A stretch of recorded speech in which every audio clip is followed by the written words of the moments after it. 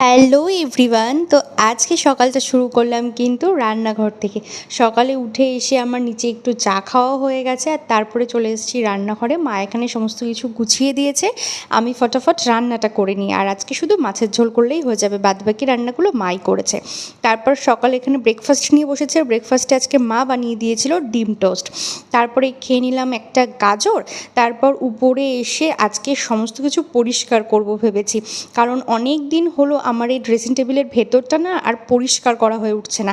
এমনিতেও আমি যখন বাড়িতে ছিলাম না, মা আর ও মিলে ঘরগুলো সব পরিষ্কার করেই রেখেছে, বাট আমার এই ড্রেসিং টেবিলের ভেতরটা আর পরিষ্কার করা হচ্ছিল না।